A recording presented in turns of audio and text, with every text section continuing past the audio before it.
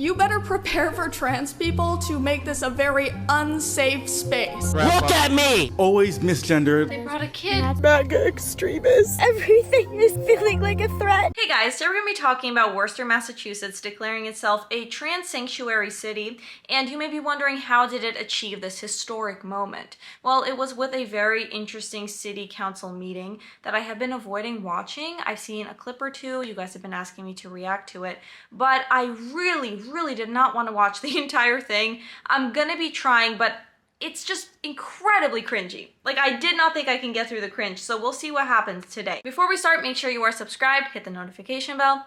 Let's begin. I need the city to protect me because the federal government won't. Look at the sign. We saw this in the last video. I see you. Silence equals death. And if you think you're afraid of Trump, you should see how afraid of Trump I am. Can you wrap up, please? Yes, I can. If you say that you're afraid of Trump and that's why you don't want the city to be a safe space for trans people, you better prepare for trans people to make this a very unsafe space. The audacity! I don't understand why we would take anything you say seriously after that. You sound like a clown, you look like a clown, and you're threatening people. Disgusting. Next. I'm shaking right now. I don't want to be here. Please. I don't want to be here. Yeah, I brought my speech. I wrote it last night. I've been preparing for this moment. This is my time to shine. I get to put on this whole performance, right? I don't want to be here. Don't look at me. I'm sorry, am I taking too long pleading for my life? The majority of this outrage comes from kids not being able to get puberty blockers, not being little guinea pigs, right? And keeping men out of women's sports. Somehow in our society that has become controversial. I speak as both the B and the T in the LGBT. Brain dead theater kid? What have you accomplished in life? Well, you see, I'm bisexual and transgender. Woo! Those are your credentials, right? I'm multiply disabled. I have Ehlers-Danlos syndrome, which is a connective tissue disorder that causes me immense physical pain. I'm on the autism spectrum, and I have narcolepsy, and I couldn't drive myself here, so I had to hide from my driver that I was in drag, which is not an easy thing to do in drag. Also, why do these people want to list off every physical, psychological, emotional disorder they've ever had in their entire life? This is not some kind of, therapist intake form. I have anxiety, PTSD, autism, depression, IBS, gluten intolerance, chronic fatigue, DID, I'm neurodivergent. So is all of TikTok, apparently. I struggled so much. Everyone is struggling listening to this. I promise you can just get to your point. You don't have to give us a list of your medical issues, your psychological issues. We all go through something, okay? You're not special. Or maybe she's confused, like, why isn't everyone clapping for me? They clap for the other bisexual, transgender, neurodivergent, wheelchair, whatever, but they're not clapping for me. Let me add to the list. We just want to hear your point. But the problem is you don't have a point. Also, do you think this is going to help your case? Yes, I think kids should get puberty blockers. Yes, I want to allow men to compete with women in women's sports. Before I give you all the reasons why, my arguments, let me tell you about how mentally ill I am. I do not want to be here. It's my day off. I do not want to be in your DMs. I do not want to be in your email inboxes. I do not want my creativity writing diss tracks like Kendrick. Oh no. You guys know I have a thing with stand-up comedy, right?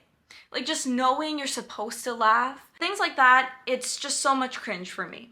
Truly. And I'm getting the same response here. I don't want to spend an hour applying glitter on my face so that you will hear and see me. I want you to listen to me. This situation right here has got to be one of the cringiest things I've ever seen in my life.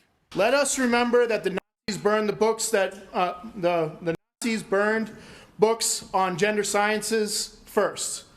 Now the administration has villainized and marginalized migrant workers, trans, LGBT people. Can you look at me and tell me how many of my friends need to die before you do anything? Please wrap up. Look at me! Okay, we're all done here. Pathetic! No, we're all done. Come on. Is this an insane asylum? Pathetic! No, we're all done. Come on.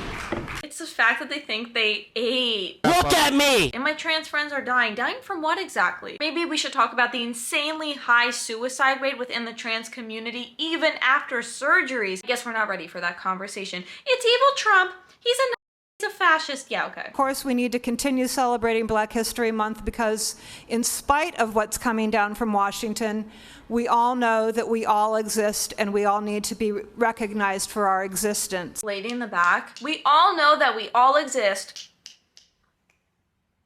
Wait, what's actually going on though? Why is everyone like severely mentally unwell? I'm being so serious. What is happening? But be aware that you are a guest in my house. Are those grapes on your head, girl? When you come. And when you come, know that there are strong, queer, and trans people in my classroom who will collect you with the quickness. What, this is a teacher? My name in drag is Dee Dee Delight. And my name out of drag is Dewey Cosgrove Atienza. Okay. This is not a drag show. Why are we listening to this? Why are we wasting time on your name in and out of drag and then people clap for you? Yes, that's so brave! Laddie LaRouge, he, they, in drag, District 3. I speak as someone who is always misgendered, like all the time. People refer to me as sir when I prefer to be referred to as ma'am. I speak as someone who is afraid to use public toilets. That's something you should talk about with your therapist. We don't even know that. I'm uncomfortable with the wrong pronouns. How about the women who are uncomfortable with you walking into the bathroom? Why do they not matter? I don't understand why you think you're more important.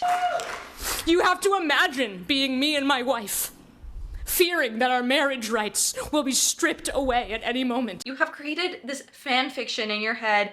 Oh, The Handmaid's Tale. The Hunger Games. This is the Hunger Games. Too much labor. How many lives have to be lost before you consider fighting back against fascism and corruption? You are severely underestimating how much I run on spite. I get that some of you care more about easy funding than trans lives and don't mind not for some whatever reason. Normally I would say good evening, but through the chair I will only impart my sour grapes. Please make it stop. I can't. I want it to end. I want it to end. I speak as both the B and the T in the LGBT. I want it to end. I had to go take a little break. I'm back. You remembered how many children I have and that 2 of them are trans. 2 trans kids. What are the odds statistically? This isn't born this way anymore. This is obvious indoctrination. Noticing people here are trying to control the rights of others. They brought a kid. And that's not right. Of course. Of course they did, because they have to indoctrinate them young. And they're making him wear a shirt with an upside down American flag, and it says land back. We should make Worcester a sanctuary city for trans people. Everybody deserves to feel safe and everybody needs to feel safe. My birthday is this Saturday and all I want is peace and for you to vote yes. Please don't let me down. This poor child. Please don't let me down for my birthday. There's a lot of queer people that I love. He's reading off of some pre-written activist speech, probably from his parents. The kids are watching and we're ready to vote you out. The kids are ready to vote him out? Who wrote this? And then when you thought it couldn't get any more cringe, they start singing.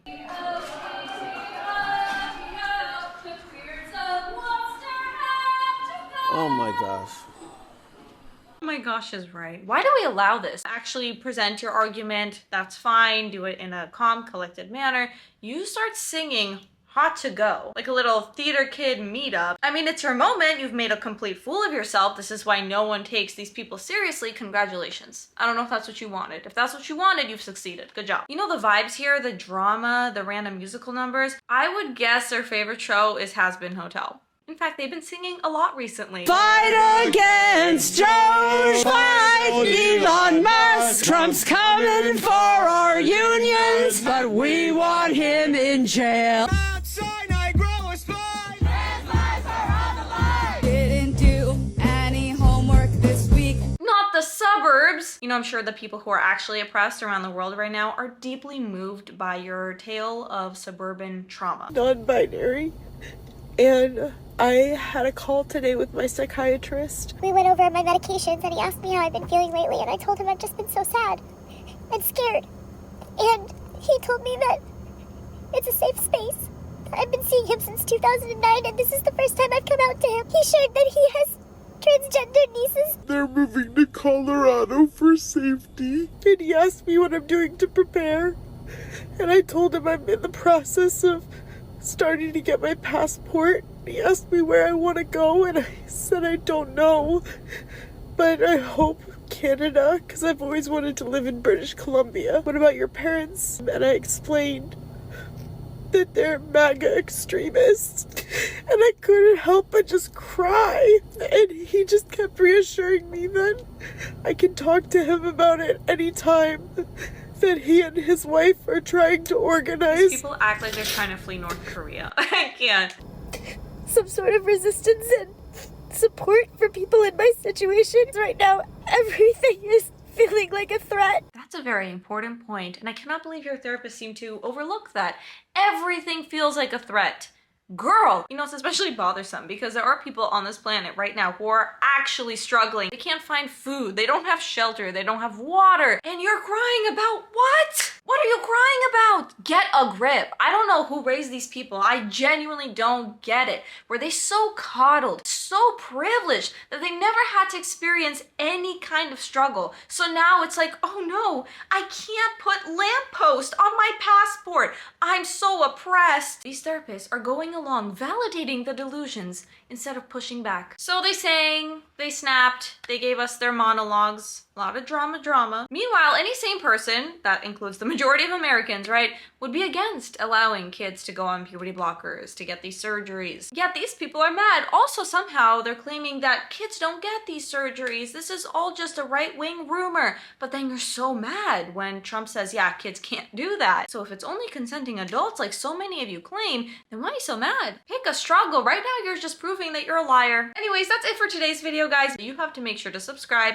hit the notification bell, share the video, like the video, and I will see you in the next one. Bye.